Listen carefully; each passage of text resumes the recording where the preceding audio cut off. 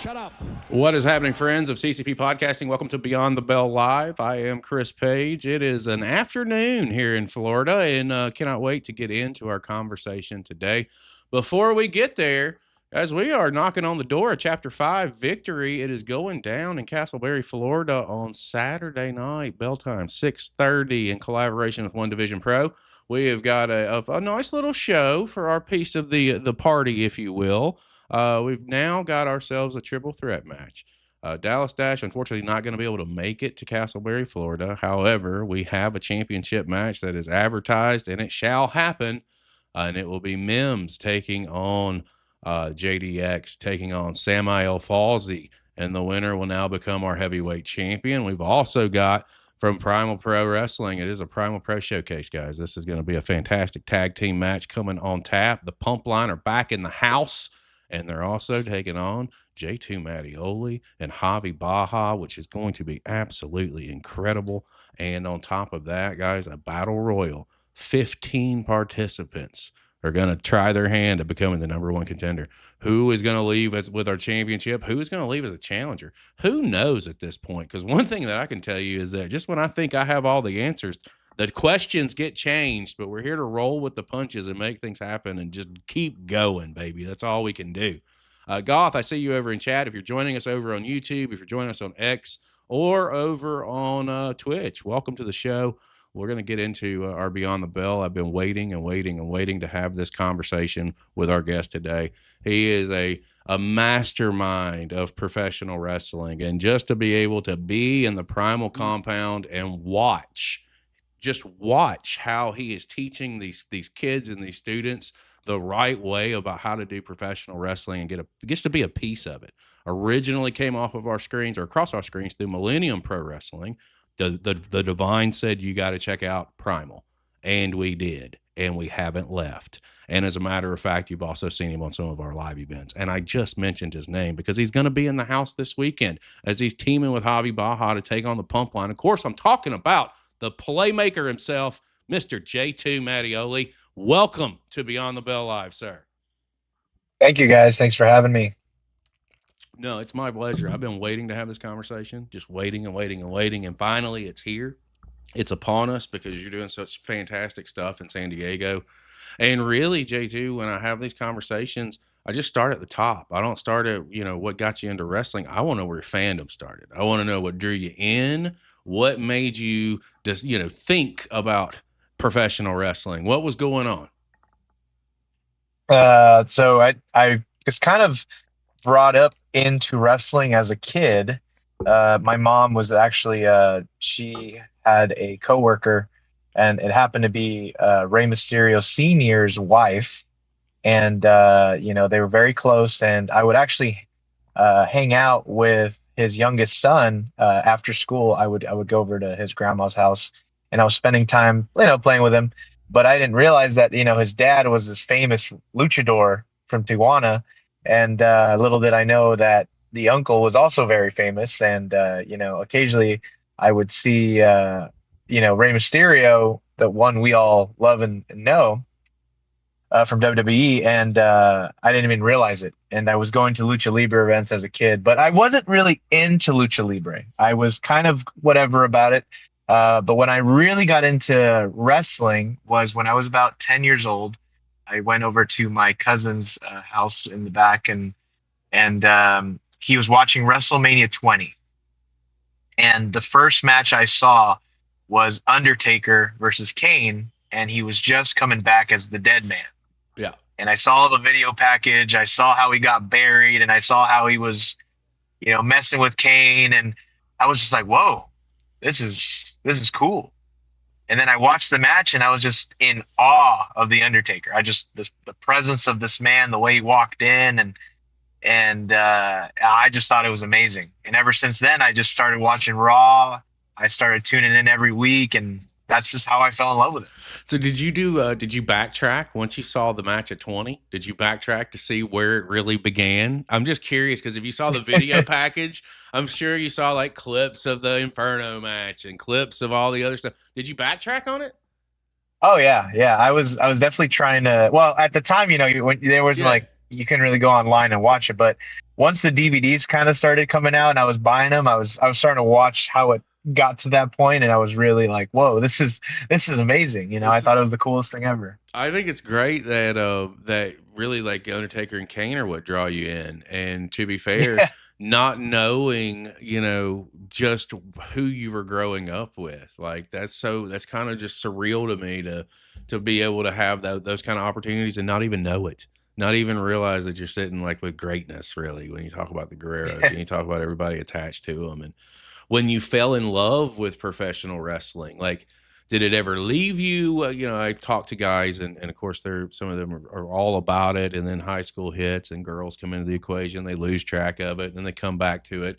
Was this one of those situations with you? Did it always just hang with you? And if so, like, when did you know that this was something that you wanted to try and do? So I kind of stopped watching wrestling when I turned, I want to say 14. I just wasn't as into the product as it kind of evolved, and it was introducing a lot of the newer guys. I wasn't really liking it as much, and that was probably just because I was getting into sports and uh, just in general with high school. You're figuring yourself out and who you Sure. are as a person. And I started getting into theater. That's what kind of drew me away from wrestling a little bit. Was I started doing theater a lot, and that's kind of where my passion was going, was acting. And then in high school, after I graduated high school, I I was still interested in wrestling because I remember looking into like wrestling schools when I was 18, and I got a car at the time, and I was like, man, maybe I want to go to this school. And I remember the first school I was looking into was SoCal Pro, because they were the first school that was, oh, they were kind of the only school in San Diego at the time. And I messaged them, but they gave me a quick like, oh yeah, come on by. And it was a bit far for me at the time, and I didn't really like, I don't know if I want to drive that far. And I was 18, so I was still young, and I still was kind of figuring out what I wanted to do in life. But that was kind of the last time I really thought about wrestling, was when I turned 18 and I tried, and then I was like, maybe not. And then I just kind of stuck with acting, and it took me very, very far. I did a lot of TV stuff. I did movies. I did extra work. I did all that kind of stuff. And I feel like that kind of prepared me for the acting part of wrestling. And then when I turned about 22, I was getting ready to, prepare for my wedding with my wife. We were trying to plan our wedding. We've been together for a long time. And my brother-in-law, he was the one that actually came up to me and was like, "Hey, man, there's a wrestling school that they're looking for new students, and it's down the street from our house." And I was like, "Whoa, okay." And they were advertising that Rey Mysterio trained there, his, whatever. I was like, "All right." And my brother-in-law was the one that was like, "I want to be a wrestler. I want to be the pro. I want to be a superstar." And I was like, I'm like, "Oh, that's cool." And he asked me, he's like, "Can you go with me?" And I said, "You know what? I'll go with you. How about that? We'll do the month together." But then my idea was that after the month was done, I was just going to stop and move on with acting, and he was going to stick with wrestling. And funny enough, after the first day, I remember getting in there. I saw Casey Douglas, I saw Michael Hopkins, and I did the tryout. I didn't throw up at all. I got through it, and then my brother threw up like 8 times, and then after that, he he stopped showing up, and I was like, I paid a little like 350 for the class. I'm gonna finish the month and then see what happens. But I got a lot of advice from Michael Hopkins and Casey. They were like, "Hey man, you're really good at this. I think you should stick with it." And I said, "All right." So I stuck with it, and here I am. I didn't realize how instrumental Hopkins was in your upbringing as into getting into professional wrestling. I'm Yeah, hearing yeah. more and more. Obviously, being out there, I've met him. I think he's fantastic.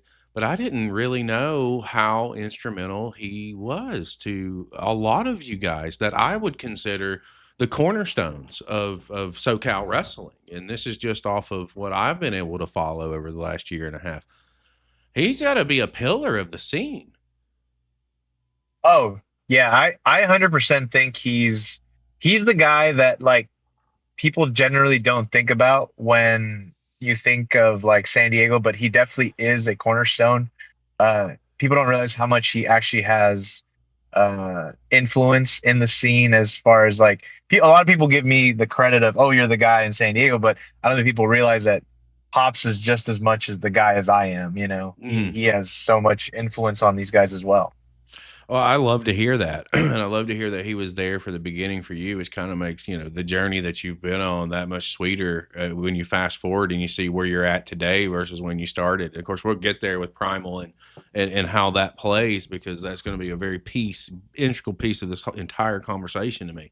When you're in there and you're trying, and first of all, your brother's the one who wants to do it, and then he drops, and then you finish it out. That's got to be bittersweet if there ever was. Bro should have stuck with it, man. We could have had our own Brothers of Destruction tag team. We could have done something here. But now, at the end of the Could day, have been cool. to be able to kind of fall in love with it and it gravitate towards it, really, you get through that first month and you're hooked.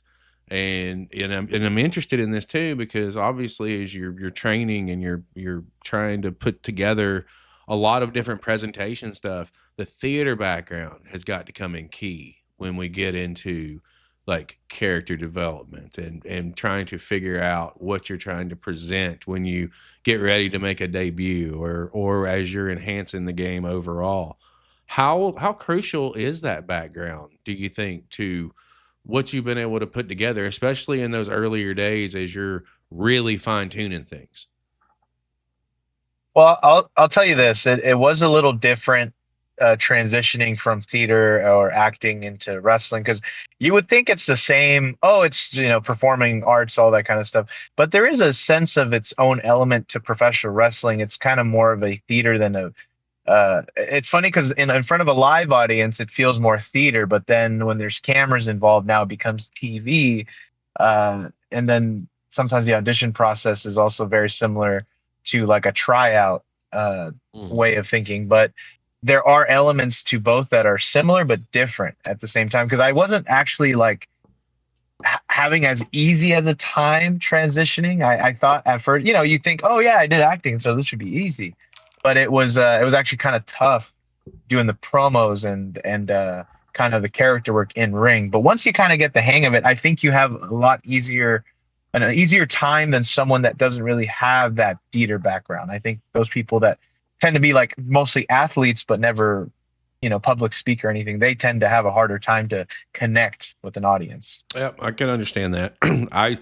Thankfully I was always a good talker. I never was one of those guys that got bashful in front of an audience, because I just close my eyes and just start talking and just go. But that was like one of my strong suits, was I was able to talk when I was in the ring. I was never a body guy. I was never going to be the most jack stack dude. I took the Ric Flair approach when I was training. I tried to do cardio. So if I could do, in my head, if I could do cardio and I could go, somebody's going to want to use me. If I could go 15 to 20, no problem, somebody's going to want to use me. And back then, we're talking 99. So it was like, what do you do to be different than everyone else who's coming in? As that was the point in time where everybody wanted to be the cool heel, right? Like they always wanted the Stone Cold heel is what we used to call them. But it's just interesting to see and I didn't do theater, and I feel like if I did, I may have been able to have honed in on an overall presentation way faster than what I did. But to hear that you had some difficulties with that, what were some of the strengths when you were in the training in those earlier years? Something that maybe you didn't realize that you were going to get so quickly, and it just came to you. One thing I kind of surprised myself was that that I was able to do certain things. Everything was so new to me in wrestling. Like most people would assume that, oh, J2 is probably going to get it like nothing when he first did it. That's the biggest thing. My students always assume that I was the guy who quickly got rolls, quickly could up and over, all those kind of things. And honestly, it was the hardest thing for me. I couldn't roll. I couldn't back roll, couldn't do the right quarter rolls. I had such a hard time with my body control, and it took me a couple months to really get it. And my whole thing was just I was really big about getting in the gym and working on my rolls every day, no matter how many times I'd mess it up. I just keep doing it over and over again until finally I got it. And I think for me it was just a matter of like I just didn't want to be the guy who couldn't do something. I honestly kept working at it. So that was my big thing in wrestling. Like I said, people think, oh, J2, this is easy for J2. And people don't realize like I work really hard to get to where I am today and to be good at what I can do. But I surprised myself a lot with my athleticism because I didn't realize I could do certain things. Like I didn't know I could jump in and out of a ring without using the turnbuckle to help me, or I didn't realize I could jump so high off a leapfrog, or I didn't even realize I could do lucha libre, let Mm-hmm. alone when I started learning lucha libre stuff.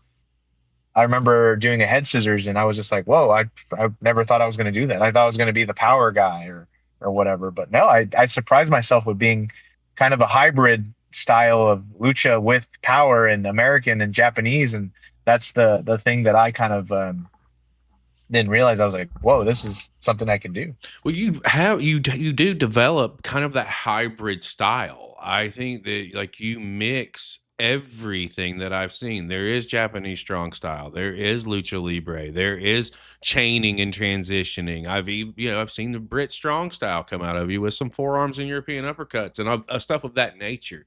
Now, where did you obviously you've traveled and you've done some things. And did you have you've been to Japan? Did you have a chance to learn while you were in Japan? And if so, is that how you were able to obviously incorporate this into your game? So when I went to Japan, I tried to do a class with DDT, but unfortunately that week we weren't open.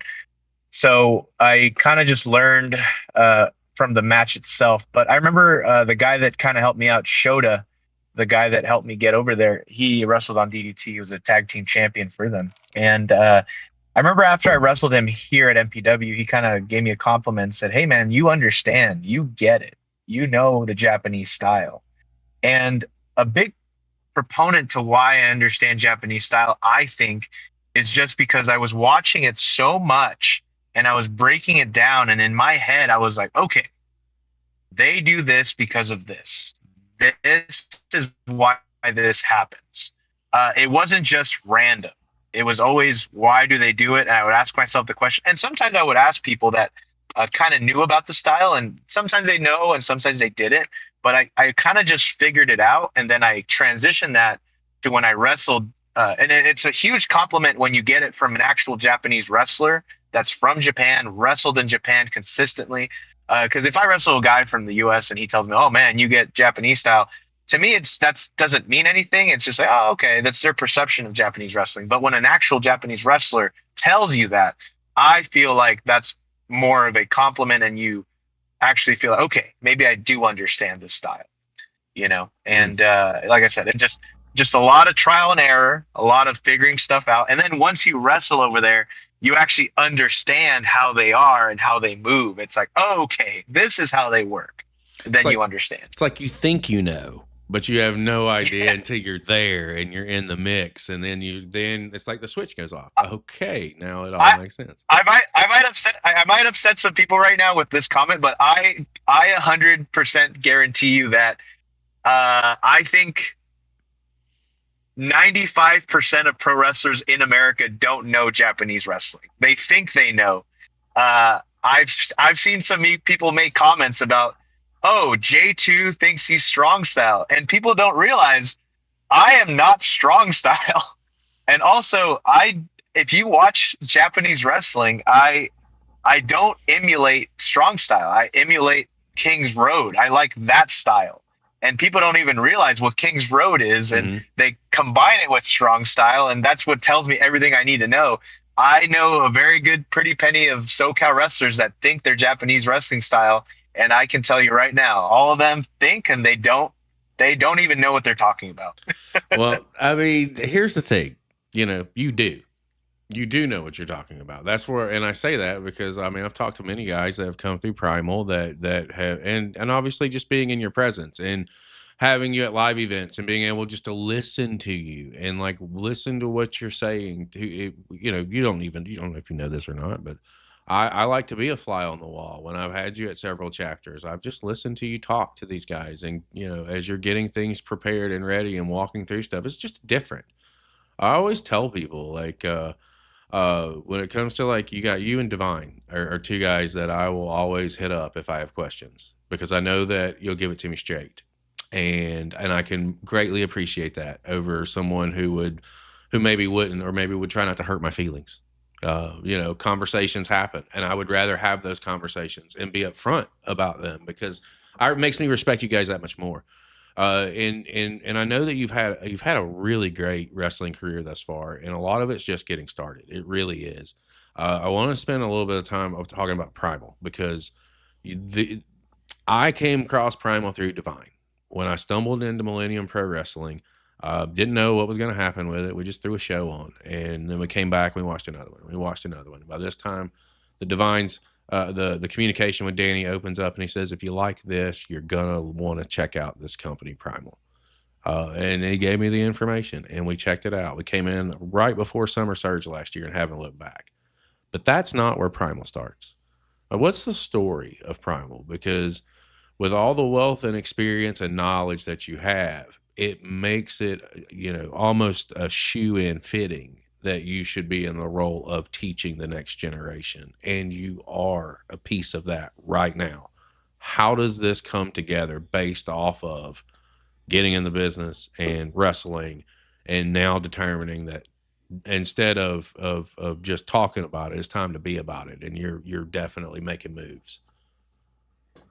So originally Primal was started. So I was part of a school called SD Pro at the time. And before it was SD Pro, it was Level Up. It went under new management. They got rid of my trainer, B-Boy, and they were trying to go this new direction. And what happened was things weren't working out. I didn't like the direction of the company was going as far as the school side. I was more focused on helping their school side of teaching, making things right. And there's just a lot of disagreements with the ownership. They didn't like how involved I was. They didn't like that I had such influence on the students. And so over time, I just kind of stopped liking being part of that school. And I was ready to just get out of there. I was ready to leave, and I was ready to just focus on wrestling. And the thing about my students is they know how I am. They can tell if I'm in a good mood. They can tell if I'm upset.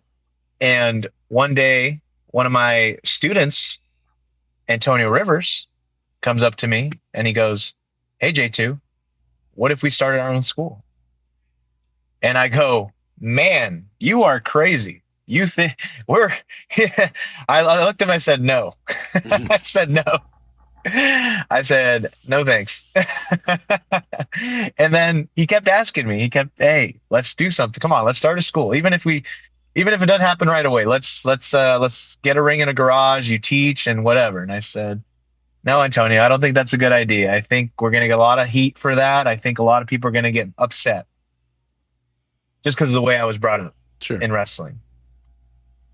And in my mind, I didn't feel like I did enough yet to open up a school. I knew that everybody was going to judge us for it.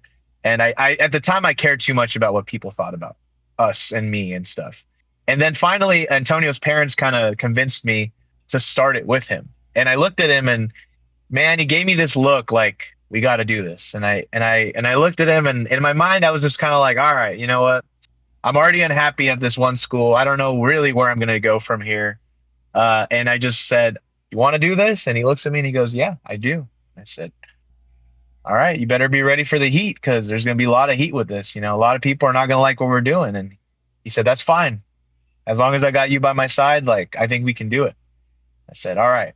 So I shook his hand and we went from there.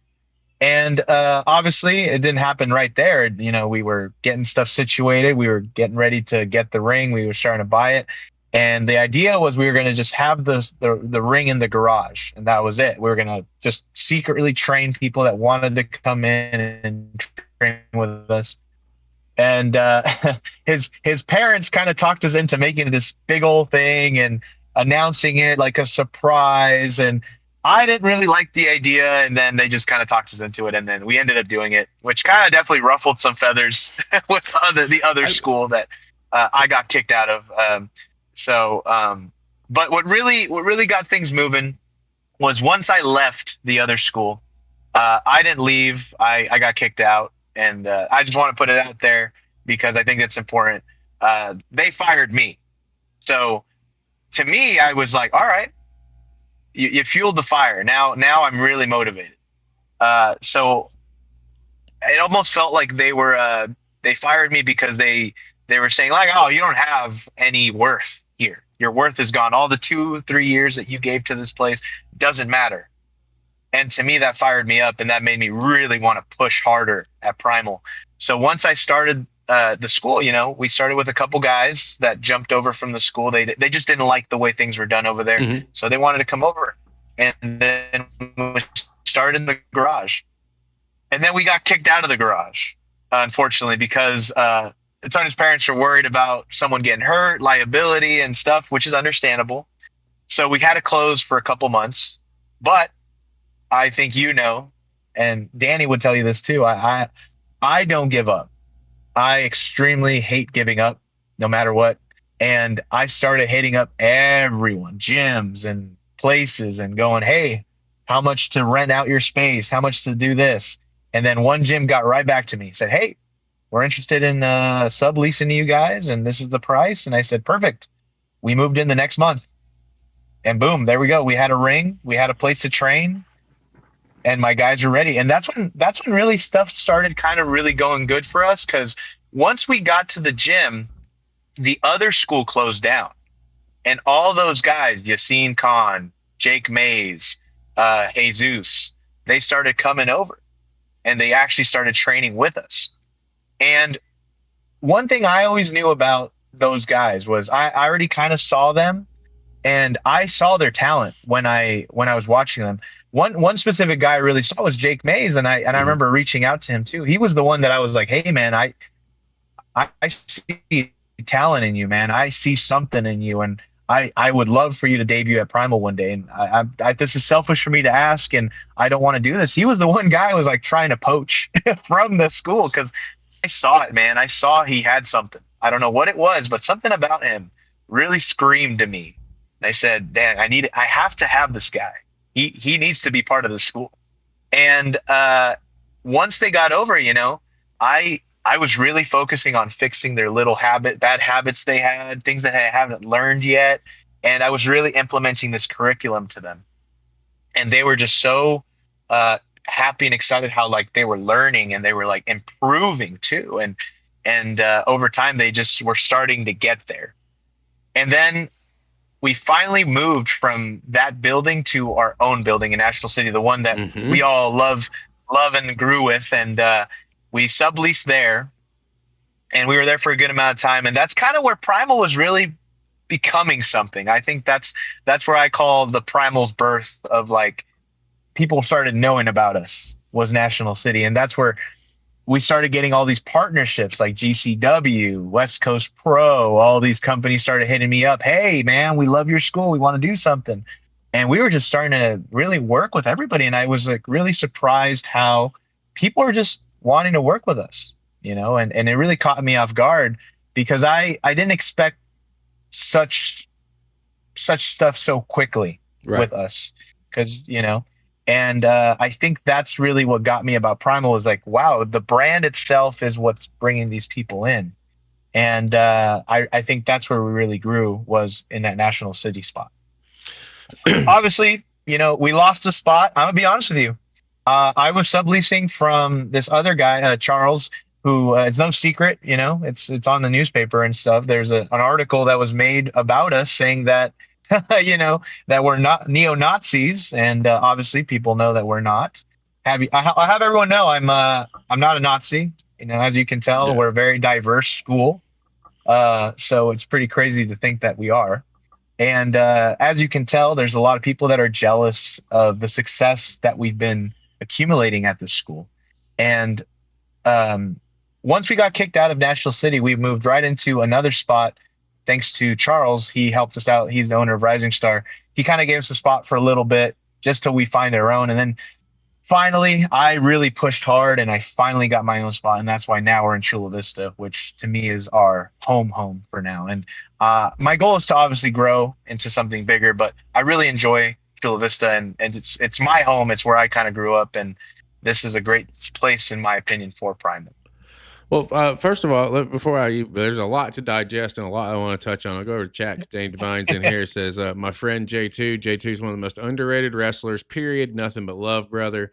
Alicia is over in chat. Woohoo, J2. We love the hashtag Playmaker. So we have some folks that are dropping in and at the Primal Compound, apparently, is where Alicia's at right now. So there you go. Maybe. Here's what I like. And it took me a hot minute to get to that point too, where I just don't give a fuck what anybody has to say or what their view and opinion is. I at this Same, point in same. in the world that we live in right now, if if I do something that fucking terrible that it supersedes the crazy shit that's going on every day, let's judge other people first. And then come and talk to me about it. But at the end of the day, it's tough, especially in professional wrestling, because there are sides of the industry that are terrible. And I think where I intersect with you and your viewpoint on a lot of different things is like I really want the best for everyone that I'm associated with, whether it's on a live event or whether it's on a podcast, whether I'm at your show, whether I'm not. I want the best for the company, and I want the best, more importantly, for the talent, the people that are there that are making this thing happen for everyone else. Because we don't have it without you. We don't have the entertainment. We don't have the stories that grip us. We don't have new talent that show up and debut. Like, we don't have any of this without you guys. So the fact that you stepped up, you and Antonio both, I mean, it's a risk the whole way around. Let's be fair. It's a risk. It's betting on yourself. That's what you're doing. And when it's right, it pays off. And I think something that I have gathered from just conversations with a lot of people that have come through your school specifically, you guys, and being there, like I said, I think I told you, and when we were in in Los Angeles on the Friday show at Millennium, you're like, "Hey, you excited?" I said, "I am." You're like, "What are you looking forward to the most?" And I was like, honestly, I'm looking forward to walking into the compound because I've never been there. I've never felt the energy. I've never felt the building. Seeing it and feeling it are two different things. With Millennium, I'd been there. I felt the building. I knew what to expect.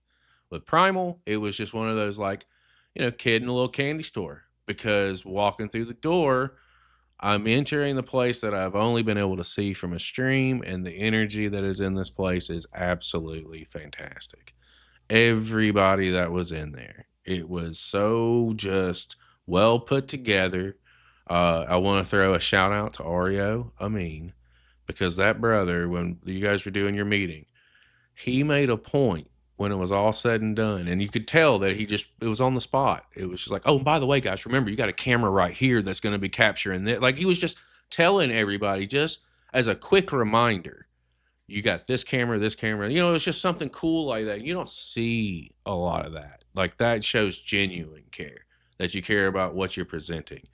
For you being the figurehead, or I'm not gonna say figurehead, you and Rivers and the whole crew, because I'm not sure who all's training and who's not, because I haven't asked that question.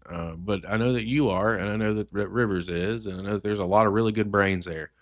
What have been some of your highlight moments so far? And I mean, I know you don't want to, if you can't put it down to a moment, that's fine. But like, what are some of your highlights of as being the taking the risk, number one, and succeeding, and now all this bullshit that went on in the past, it's gone away, and the cream is really rising to the top here.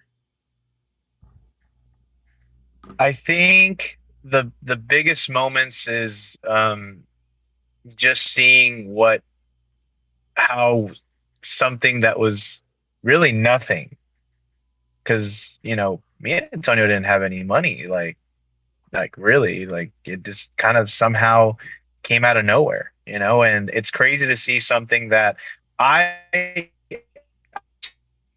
promotions come and go, that they try to run a show and boom, a couple months later they're gone.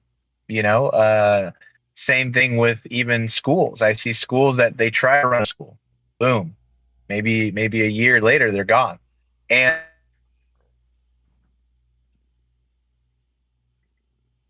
Yep, you kind of broke up on me.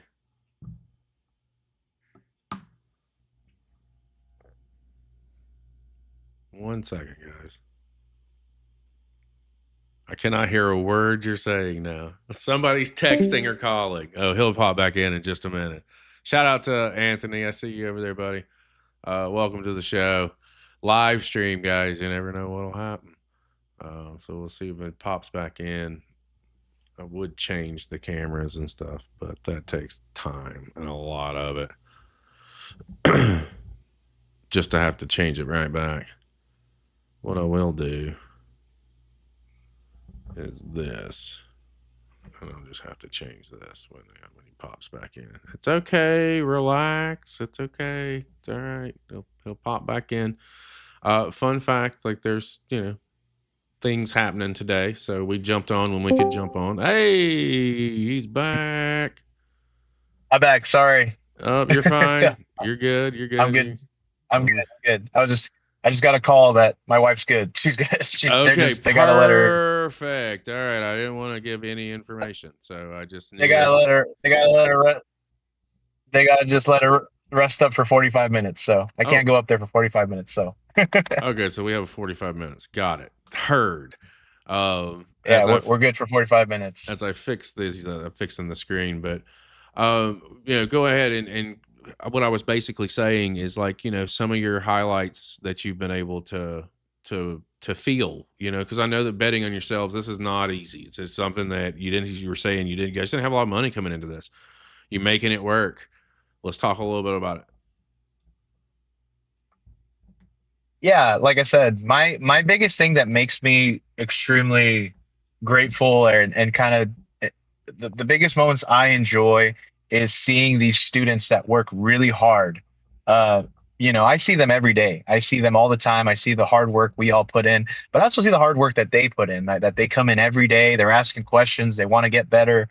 Their love for the business. And it's just a very rewarding thing to see your students get in there and not just do the thing, but kill it. Like a perfect example is seeing Angel Navarro and Zalea.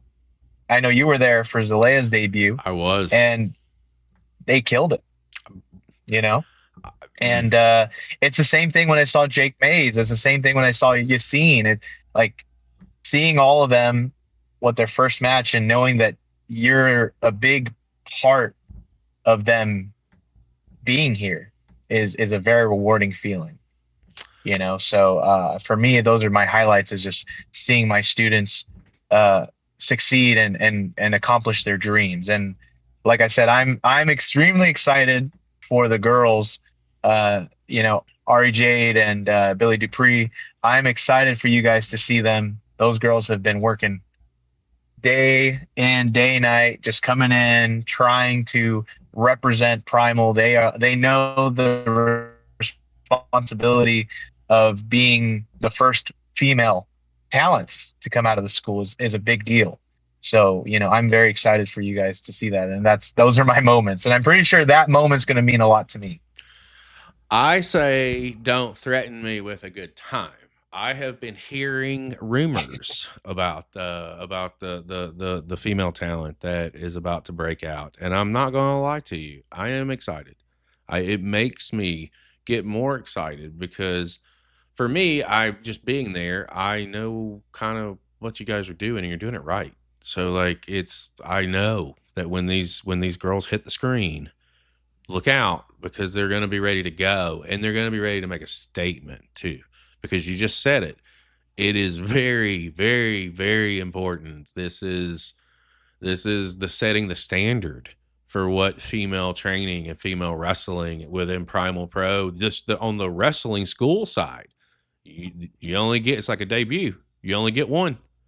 You only get one first class, and it is the measuring stick. And there could be pressure with that, but I have no doubts that they're gonna crush it. I have no doubts that they're going to knock it out of the park. And I'm looking forward to seeing when it happens. I can't wait. And you're right. I did get to be there for Anthony's debut, and I didn't know that was coming.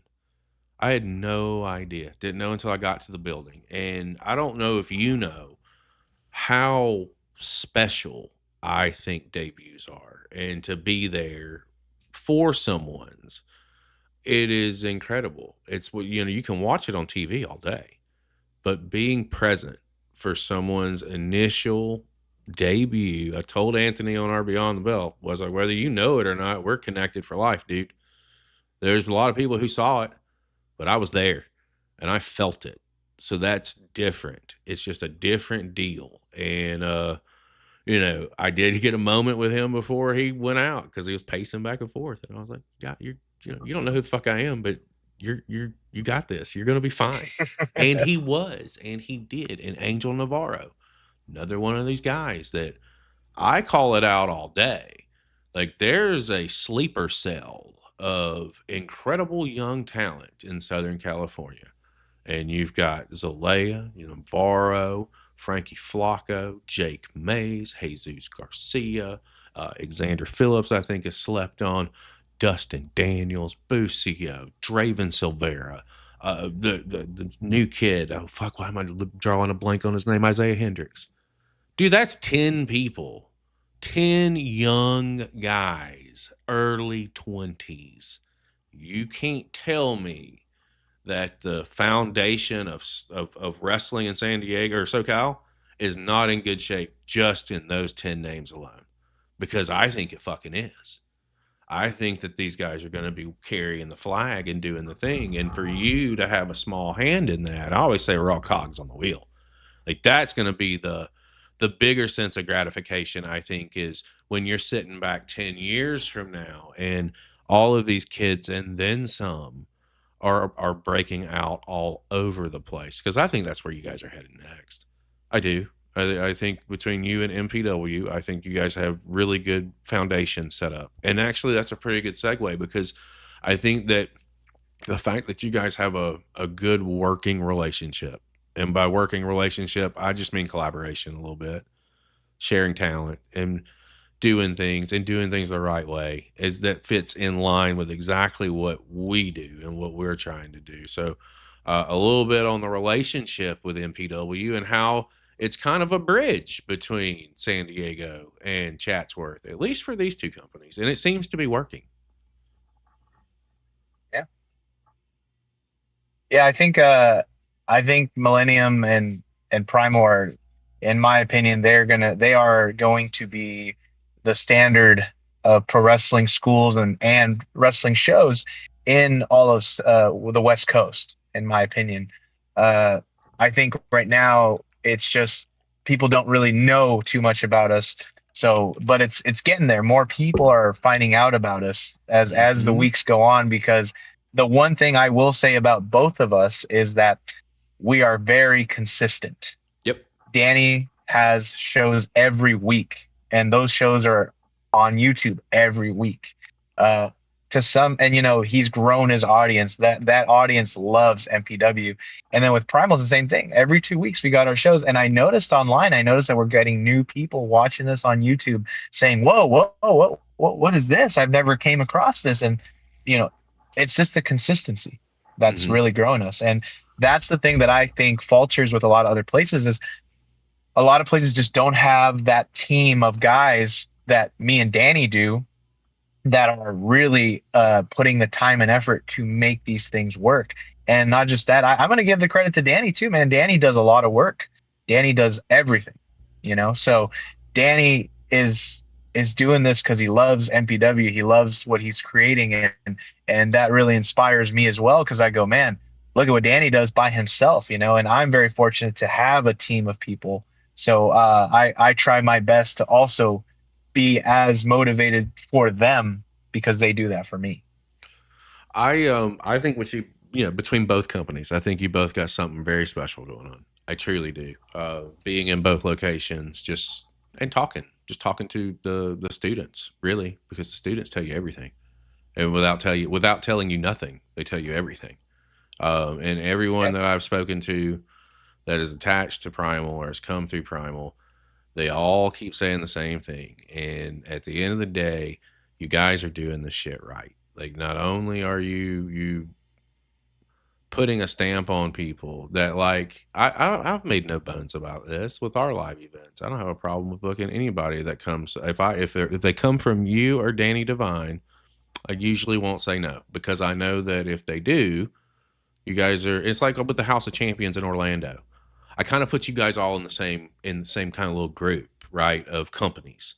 Because if you come from these specific companies, I know that you've been trained right. I don't have to ask. I don't have to question. I also know that if I have two guys coming from San Diego or two guys coming from California or Los Angeles, I know that I can either put you against each other or I can also put you against someone here locally that you would have fun with and you'd have a good match with because our platform and our market isn't us. I need you guys to be seen. That's what I need. And I need you guys, I need people to know where they can find you. I need people to know what they can do to help and support and follow. We've been able to do that a little bit and I think ultimately as long as we work together, we can build something that can be incredible. I really do. I think that people call me crazy. They say that I'm a delusional optimist because I think we should all be able to work together. But unfortunately, the world's not like that. So what we can do is find those that are, and then work with them and build something together and see what happens. Who knows? I don't. I can't predict the future. But what I do know is the same concept is I have to try. Because if I don't try or we don't try, what are we here for? What's the end game? What's the end result? But it's great to finally sit down and be able to chat a little bit, just a little bit about Primal and how this thing really came about because you're still young. And guys, like this is while I say young, when we came across Primal, it was in the heat of Summer Surge. The Summer Surge, I think, was the first full PLE event style from Primal that we watched. And then from there, we just didn't look back. I think that there have been so many cool moments that have already come from Primal. The rise of Jake Redondo over Jeremiah Fresh, the forever champion. There's so many fantastic stories. Sleeper story for me was you and 8-Bit Lit breakup. I really enjoyed that triple threat. I really enjoyed the several weeks of TV to get to it. It's kind of where J2 said, screw you, and has morphed into what we see today. And I really think that the future is just getting started. It's just getting started because just like you've got so many people that we have seen, I know that you are hiding some people too. I know that there's got to be some more students that are going to be coming, and at the end of the day, I'll tell you like I told Odyssey, you guys, while I got to witness it with Anthony, you guys get to witness it with every single one of your students. You get to be there and be present, and you get to be there and be there for them. So for you, with professional wrestling, and us in independent wrestling, and I know we only got a few minutes, so I'm gonna ask these questions and we'll start winding things down because I want you to be able to go see the misses and get up there with early. If you ain't early, you're late. With indie For wrestling sure. being on the rise everywhere, and the platform, the name of my game, you know what I'm trying to do. I'm obviously trying to get stuff out there and put stuff out there, and I'm big about manifesting and putting it out there for everyone to know about. With there being obviously attachments to Primal outside of Primal Pro Wrestling, there's got to be some companies that you're trying to work for, or you're trying to get your toe in the water or get your foot in the door if you wanted to or could be here in the States. It could be internationally. Where are some of them and what are you looking for? I definitely want to wrestle on some of the bigger independent companies. Right now, my big goal is to just wrestle for states that I haven't been on. So I've already reached out to quite a few, and some of them already gotten back to me. But one of the big ones I definitely want to get on one day is House of Glory. I think that'd be a very cool promotion to get on. I'd love to get on NWA. That's one of my bucket list promotions that I really want to do. A lot of stuff in the East Coast, honestly. I've gotten to the point where I just feel like wrestling in the West Coast it's fun. I love it. It's great, but it just feels like it's time for me to move on to the East Coast and really build a name over there. So that's kind of one of my big goals. Definitely go back to Japan. Maybe my big one is getting on Noah or All Japan, just because those are the two promotions that my favorite wrestler of all time Mitsuharu Masala wrestled on. So it'd be a huge thing for me. Um, and then the other one is promotion in England. I'm already in talks to go to England in September, so I that's already love it. happening. And I'm trying to do something in Canada. I've been talking to a few people, but I would love to get on something in Canada as well. But yeah, that's kind of the main goals. Is probably more East Coast, and yeah, that's what I would say. Have you done a UK tour yet, or would this be the first one for you? This would be the first one. Oh, dude, I feel like I love it. I love it. I love it. Please.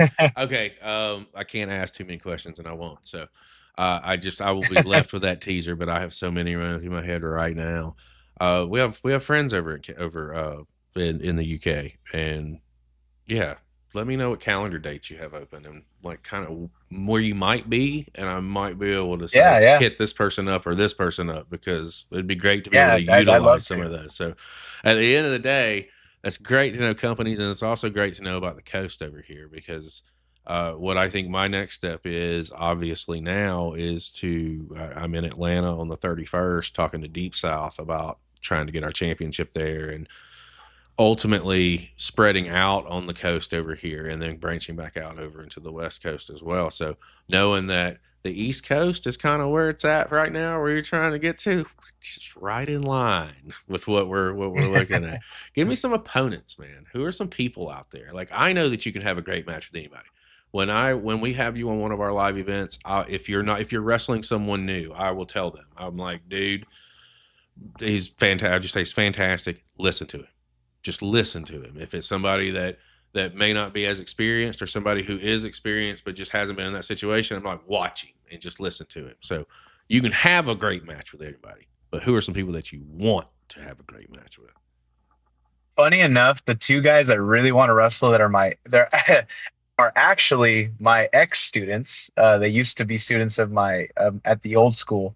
One of them is Mike Cunningham, but he has a new name now on WWE Evolve. I forgot what it was, but if you guys look up Mike Cunningham, he's killing it in the Indies, and he's killing it on NXT or Evolve. Sorry, and I haven't had a singles with him, and he's definitely a guy that I'm trying to. It's just very difficult to schedule it with him because he's just such a busy man, and I get it, but I know at some point we'll get a match together. The other person would be Edris Enofe. He also was on NXT. He's released now, and he's trying to. I don't know if he wants to get back in the indies or something, but he's a guy that I definitely want to have a match with. I helped him a lot in his career before he even got signed, and he's just it'd be full circle for me to get a match with him. But those are my two guys. But some of the guys that I really want to wrestle. One guy, the number one guy I want to wrestle is Ryan Fancy. Ryan Fancy. So, or sorry, Fancy Clancy. Clancy. Fancy Ryan Fancy Ryan. Clancy. Fancy Yep. Ryan Clancy. There we go. I really want to wrestle this man. Uh, I know he's injured right now. I know he's recovering. I hope speedy recovery from him. I sent him a message hoping he gets he feels better. But he's the guy that once he comes back, I want to be in the ring with that man. I remember meeting him at a tryout, and then I watched his stuff, and I love what he's been doing. He's wrestled on Noah and stuff like that. Mm-hmm. So I just love an opportunity to wrestle that guy. And then the other guy that I still haven't gotten a chance to get in the ring with, and he's from the West Coast, is Titus Alexander. He's wrestled on Noah. He's been West Coast guy, and he's extremely talented guy. And I know he's going to get signed, and I would just love the opportunity to wrestle a guy like him because I feel like he is really the top guy in the West Coast. And you know what they say, to be the man, you got to beat the man. Yeah, at least tangle with the man and show them why you are the man. That's what that boils down to, dude. Well, here's my last question for That's you, right. and we'll go ahead and start tying a bow on things. Who and really it's beneficial for the platform because we started this thing and still the whole goal is to people you should be watching is what I tell guys, what I tell everybody. These are people you should be watching. So according to J2 Mattioli, who are some people that we should be watching? Guys that I think you guys should be watching is 100%. watch obviously Miguel. Sorry, I keep calling him Miguel. Angel Navarro. You guys got to keep your eye on this kid. I think he's going to go extremely far in this business, and I think you guys are in for a treat with watching his journey right now. So keep an eye on him. Same thing with Zalea. I think Zalea is going to do big things. Keep your eye on both these guys. These are the future of the SoCal scene. Um, Another guy that I think a lot of people should keep their eye on, in my opinion, is pretty much every Primal student, I believe. But if I really had to choose, I think everyone should really keep an eye on um, the girls. The girls are going to be the game changer. I truly believe in all of them. And it's not just the two that are debuting. I think all the girls that we have training right now, I think they're all going to change women's wrestling. And I know that's a big thing for me to say, but I really think they're going to change the standards of women's wrestling. I think they are going to be the ones to uh, really give respect to women's wrestlers, because I feel like a lot of people don't respect women's wrestling. I feel like a lot of people don't appreciate it as much, and I think these girls are going to be the key in SoCal wrestling to really set that standard. And I really think when you guys see them, I think you guys got to keep your eye on them, because I think you're going to notice how they're going to grow and get better. Because after this first match, they're going to get better, and that's what I'm excited for. It's not so much just this match; it's how they evolve. I'm here for it. You know me, dude. I'm locked in and loaded. I have made no bones about it when it comes to Southern California. I am good with Millennium Pro Wrestling, and I'm good with Primal Pro Wrestling. I'm not. I don't need anything else. I don't want anything else right now, because you guys are all I really want to keep my eyes on, because there's a lot of really good shit that's happening here, and a lot of really good people that are coming out of all of this. And I think that is going to be the real key to the success in the future, is because it's already starting. It's already happening. It's already the snowball is already starting to roll downhill, and it is about to start picking up some serious momentum and get bigger and bigger and bigger. We're on the cusp of the Odyssey Cup. The 2026 Odyssey Cup is coming up, guys. You can catch all of that at Primal Pro Wrestling on YouTube. You need to head over. You need to hit the follow. You need to hit the subscribe button. You need to check out what they've got going on. They live stream every 2 weeks. I believe it's not this week, it's next week. I don't have the date in front of me. Hold on, let me pull the date. It is going to be, the next stream is going to be on the 24th, if I'm not mistaken. It's when Yeah, we should be back on Sundays. Yeah, the back on Sunday. So every other Sunday, guys, check them out. It's good stuff. It's good stuff. J2, before we close things out, I always turn the floor over to my guest. Is there anything you want to talk about that we didn't talk about? Anything you want to plug? Anything and everything? The floor is yours. Yeah, I think my big thing is to everyone that watches is I truly appreciate the support that Primal gets. I really appreciate the time that everyone gives to us, and the kind words. And all I could say is, spread the word, let people know about what we're trying to do. And the biggest thing I want to say is that um, I I want just to be clear is that Primal Pro Wrestling wasn't started as a making money thing. This was never about making me rich, making Antonio rich. This was for the love of pro wrestling. This is my way of giving back to pro wrestling. This is my way for it giving me such a great life, such a great leadership abilities, and making me grow as a person. But for anyone that would think that the only reason I'm doing this is to make money off of students or take advantage of people, that is not true. I would never do that. If anything, this is made for people to grow and really find themselves as people, and as well as follow their dreams. And that is my goal: is to never hurt anybody, but to push people to get to their true potential. And that's just one thing I really wanted to put out there. But other than that, if you guys want to know anything about Primal, follow us on Primal Pro Wrestling on Instagram, Facebook, TikTok as well. We also have a website. You guys can check us out at primalprowrestlingschool.com. That's where we update our tryouts and stuff like that. We do have tryouts coming up, so if there's anyone in San Diego that wants to come in and do a tryout, a 1-day trial for $50. That'll be coming in June. We got all the info on our Instagram. If anyone just has questions about sponsorships, one thing we're trying to do is get more sponsors, whether it's local or out of from anywhere else, and people just want to help us out by expanding. You know, we can get your guys' logos on here, whatever it is. Don't be afraid to hit me up. You know, we have our info on email and phone number, and we can have a conversation about it. But yeah, that's my big stuff. So please support. And as far as J2 Mattioli, follow me at J2 Mattioli on Instagram, Facebook. I mostly post on Instagram, but you know, check us out there. And I do have a lot of stuff that I will be posting as far as content. So yeah, stick on Instagram for that. Over in chat real quick, Life with Alicia says, we love you, J2. And Danny had said earlier, when I took over MPW, J2 was the first guy, not from MPW directly, that he trusted to be the champion. That's how dependable and solid you are.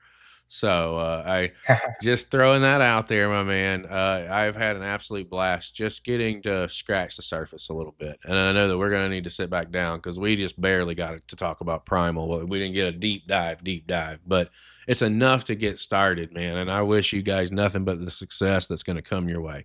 The easiest way that you can show your support, guys, is by like, sharing, and subscribing. J2's already said it. It's been on the screen the entire show. It's J2 Mattioli over on Instagram. Smash that follow. Same thing with Primal Pro Wrestling. It is over on Instagram, YouTube, Facebook, the whole deal. And Primal Pro Rage is also another account that's out there on Instagram. Are you guys active on that one as much as you are with Primal Pro? Oh yeah. So there's all kinds of forms just as much to follow and show your support. And that's exactly what you need to do. And if you're not following us on Instagram at CCP Podcasting, why not? Because I'd say we have our fingers on the pulse of independent wrestling all over the world. And it is a fun trip. Every day we put new people in front of your faces, new content in front of your faces, new work in front of your faces. I don't think anybody's doing that out there on the platforms, but I could be wrong. For my man J2, I am Chris Page, and you can catch us Saturday night, May the 16th, for Chapter 5 Victory in Castleberry, Florida. It's going to be a great event. CCPpodcasting.com is where you can grab your tickets. And until next time, we'll see you soon.